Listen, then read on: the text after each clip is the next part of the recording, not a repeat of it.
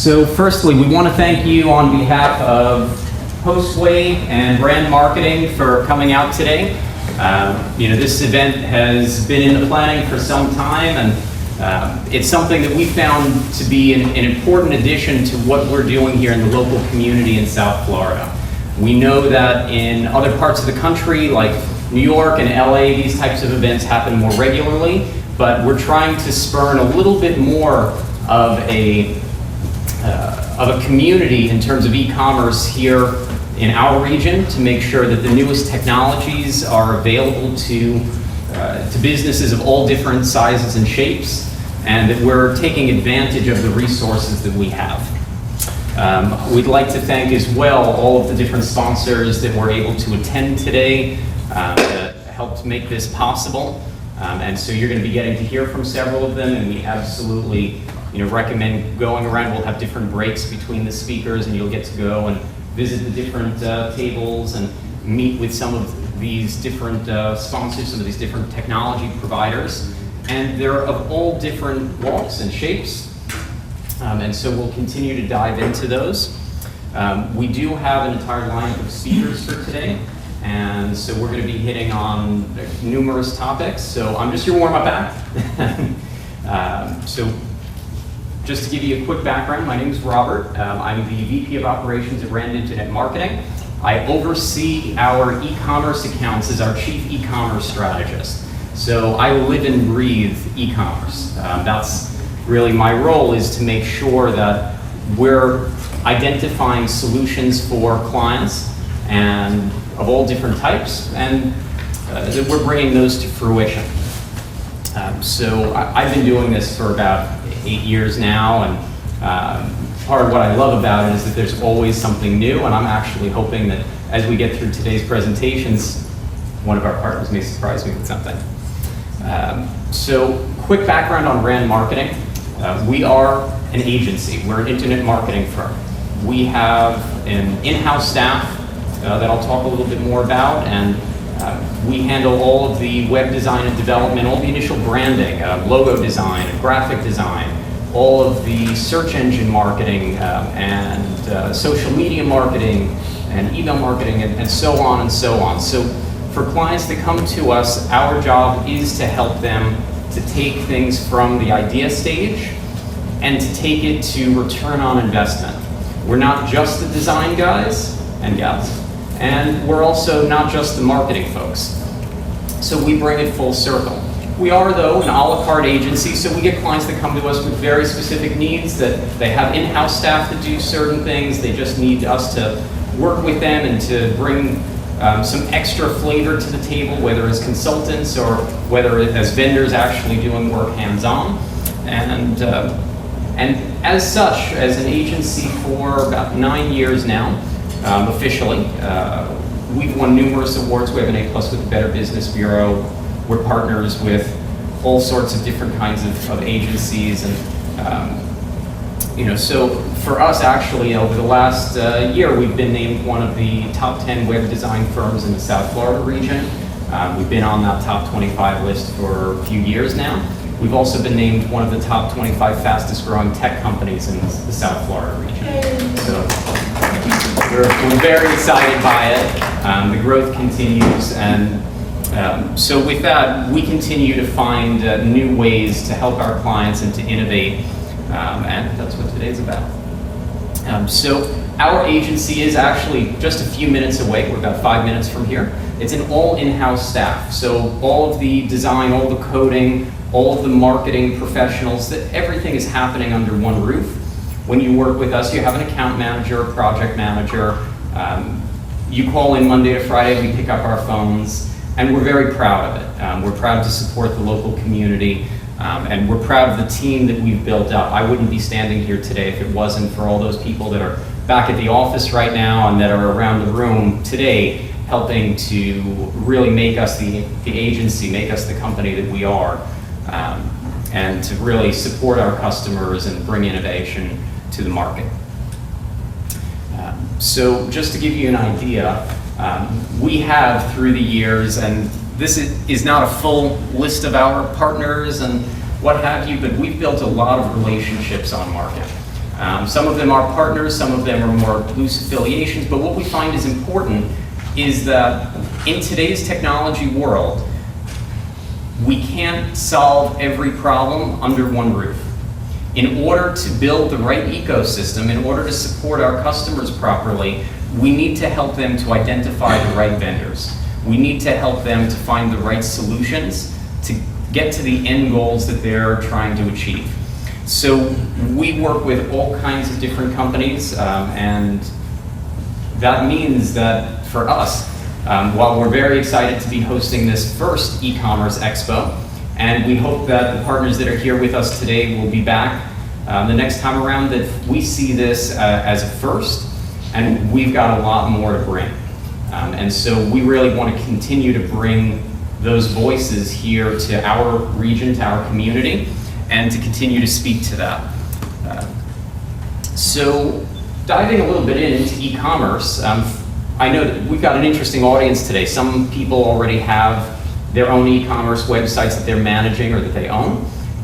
Some people are trying to decide what the best way to get into the e-commerce space is. And I wanted to open up by talking a little bit about where e-commerce fits in today's marketplace, because it's really an important factor that there are still a lot of businesses that haven't figured that out yet for themselves, or they think that they have, but they really haven't taken the time. They've said, yeah, I know I need an e-commerce website, I need to have it, but they haven't really taken the extra steps to figure out where it fits into their business model, what role it's going to play in their business in future years versus other channels.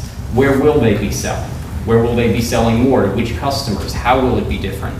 So I did grab a few stats, and from ComScore, just very quickly, what we can see is that the overall growth in retail sales compared to the overall growth in e-commerce sales, so brick and mortar versus e-commerce, that e-commerce is growing about 7-fold compared to brick and mortar.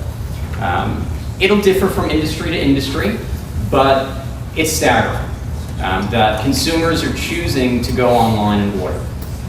And we've seen that across different types of businesses, different mediums. So it's not that it's necessarily just happening in retail. We're also seeing it in wholesale. We're seeing it in business to consumer. We're seeing it in business to business and B2B sales. Those in the room, imagine that the old method of going necessarily to a trade show to place your order, to meet with a buyer and write up an order, write up paper. Today, buyers know exactly what's available, what the new products are. They don't have to go to the show for that. So even in marketplaces that weren't necessarily thinking about how this was going to impact them, it's already happening. And of course, companies that are innovating are typically getting those opportunities to stay at the forefront. Another important trend, which looking around the room and seeing some devices out, I can tell you is absolutely the trend heading into mobile. You'll be hearing from some of our partners a little bit more about how impactful that is and how we can work with it to satisfy the customer's needs, to make sure that they make that purchase when they're viewing on a mobile device. But for us, it's extremely important to note that even a website that was built 2 or 3 years ago that was cutting edge at the time might need a little bit of life breathed into it in order to continue to compete. That consumers are really what continue to drive trends, not necessarily businesses on the other end. Demand is always going to be the driver for us, and so mobile will only continue to take more and more of the e-commerce shopping experience. Sometimes that's doing the research and determining what you're going to purchase and from where. Sometimes that's going to be actually making the purchase. And more so it's going to be making that e-commerce purchase, that sale, happening right on somebody's mobile device. Now, when you build an e-commerce website, you have a choice of platforms. And this is usually where clients that we first meet with start the conversation. As an agency, we work with lots of platforms. We work with lots of e-commerce software. It's the backbone. It's sort of like saying your point of sale software or your ERP software or your accounting software. You're not going to go and write your own version of QuickBooks. You're going to go and get something and put that to use for your business. So our job as an agency is to really take that base software, make it really sing in terms of design, make it something aesthetically pleasing to the consumer, as well as to make it functional for the customer, because different websites need to function in different ways, need different features, need different adjustments to really properly sell different types of products.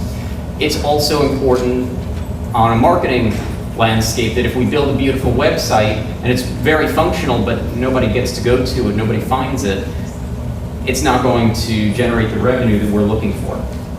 So we, as an agency, marry all that together, but it starts with finding the right e-commerce platform. I could go on and on about each platform, and there are more, of course. I gave a few examples. What I find is interesting is that there's a major paradigm difference between different types of platforms. There are platforms that are what we call hosted, where you don't really own the website, you're renting it. Software as a service, it's in the cloud basically.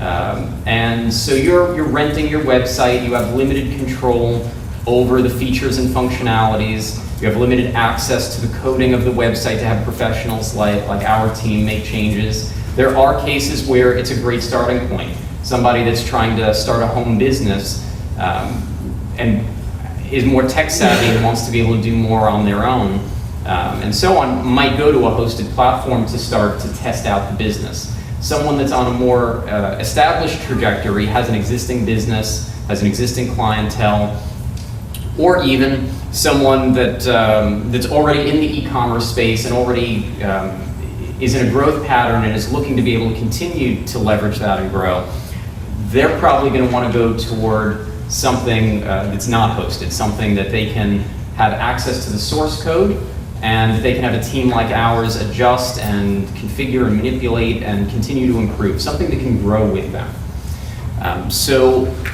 in different cases, we do recommend different platforms.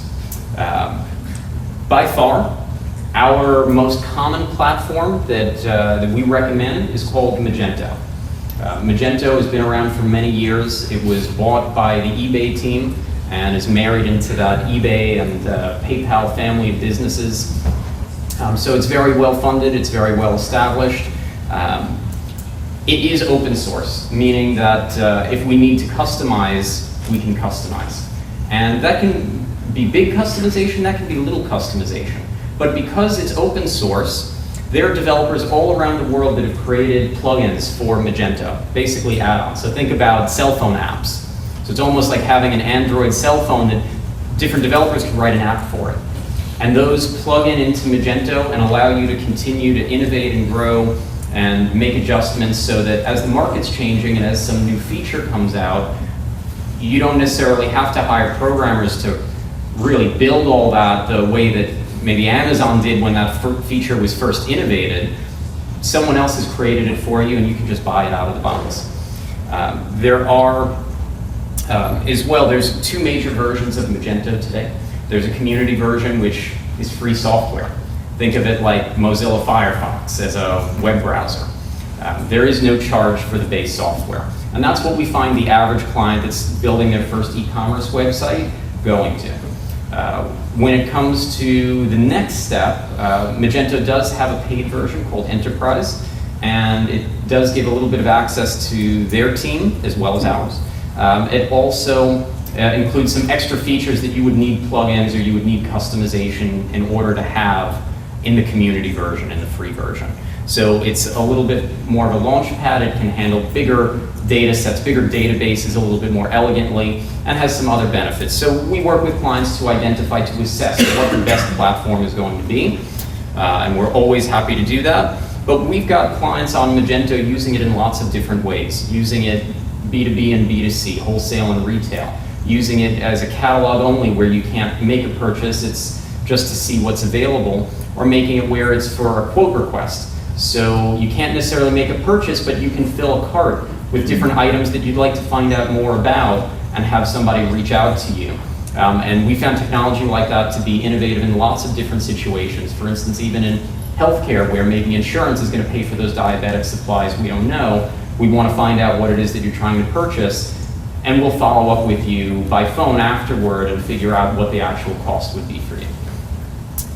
So Magento, aside from being well-funded and established and well-built, it's been used by their latest published stats, over 240,000 websites.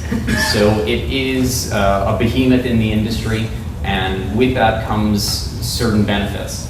When a technology partner is going to build a new feature, is going to build a connector, let's say an email marketing company wants to build a connector to automatically take your customers from your e-commerce website and put them on your email marketing list.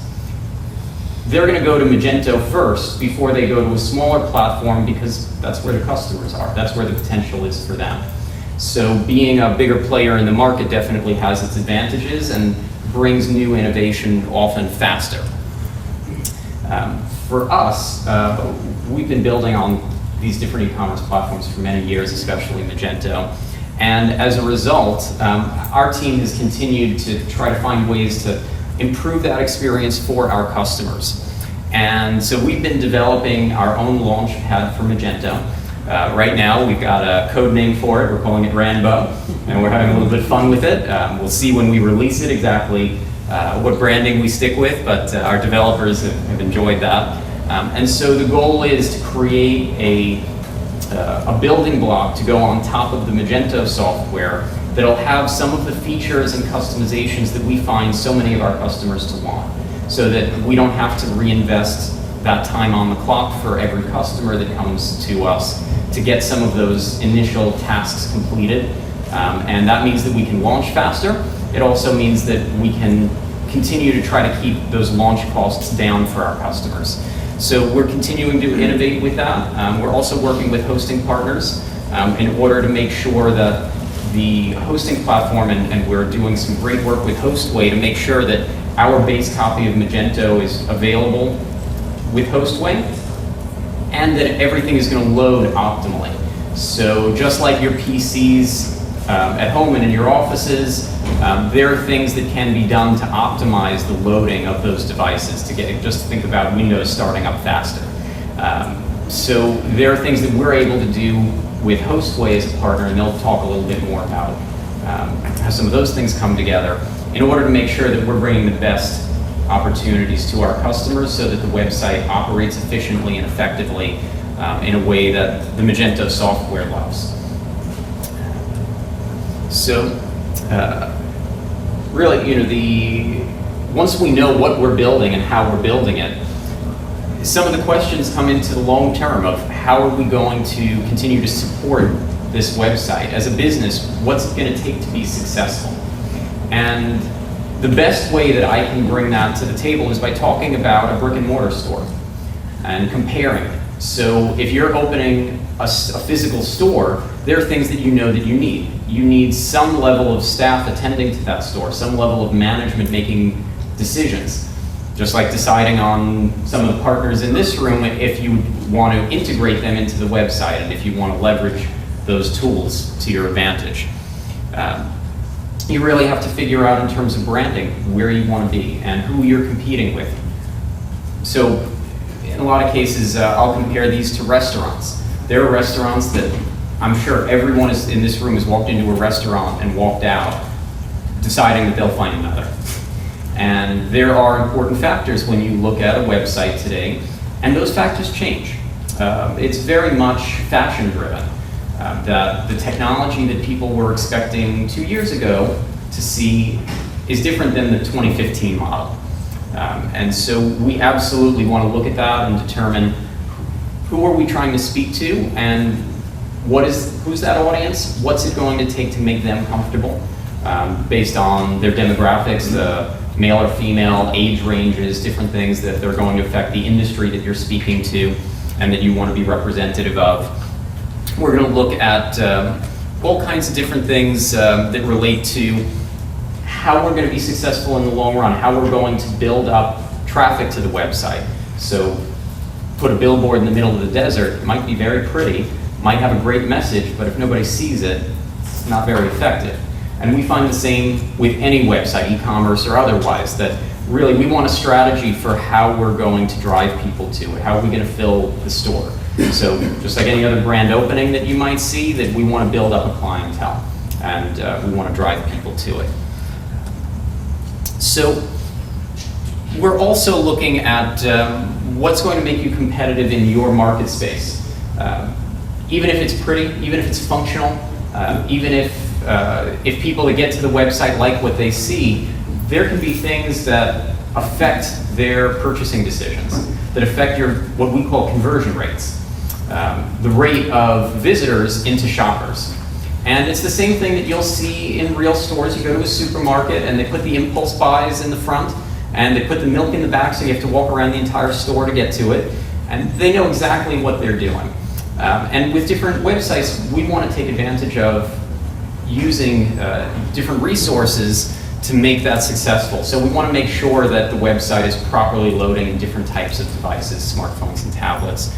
We want to make sure that that we're making shoppers comfortable, that we've got the right security certificates and branding that stands out, that makes them feel like it's a safe place to make a purchase and give them options of safe ways of doing that.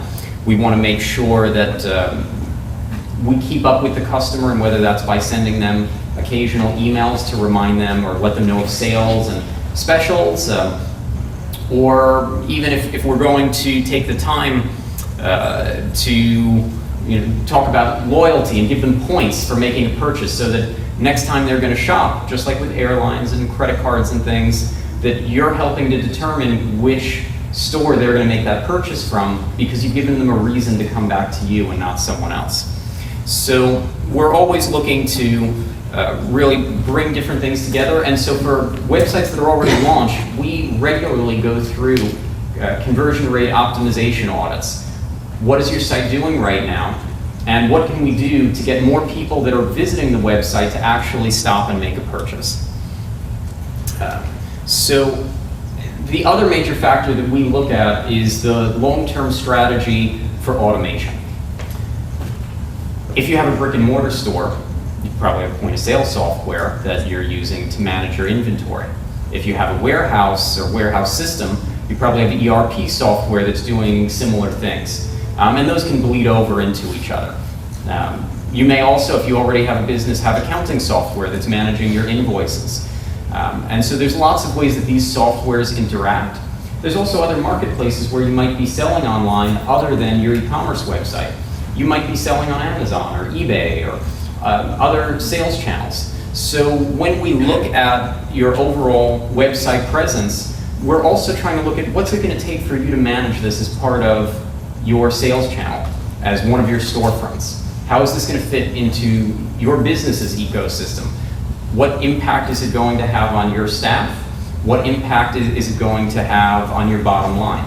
And wouldn't it be nice if all of that data was interconnected? And you'll be hearing a little bit more about that today.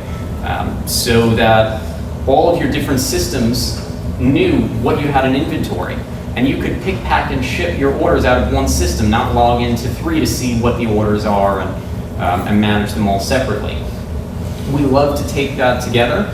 And it's funny that once in a while somebody asks me, is this going to, are you trying to cut down on jobs? And we find that it's the opposite, that businesses are more successful when they do the cost-benefit analysis, automate the data, take better care of the customers because they're not selling things that they're already out of stock because it's sold off the shelf already and the website didn't know, or vice versa.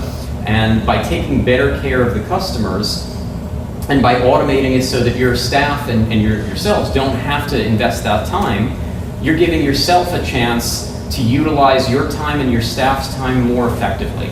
A chance to thrive and use that time in marketing, use that time in other strategies, use that time to reinvest into the business to be more successful. So we like to bring that full circle. And so for us at Brand Marketing, you'll be hearing more from us later in the afternoon, but we very much appreciate you coming out today. We do have our table and we have raffles set up, so by all means please go get some raffle tickets and get signed up with us, meet some of our reps. we're happy to talk to you. We're just a couple of miles down the road, so we're a few minutes from here. If you could make it here, we'd be happy to set up a meeting with you, host you. We do thank the clients of ours that are here that have already known us for some time, and certainly a lot of new faces in the audience. So by all means, happy to get to know you, and we appreciate it. We're going to take a break for a few minutes if you want to get some coffee, a snack, refreshments, and so on. We'll get set up for the next presenter. And any questions, feel free to find me in the room. Thanks so much.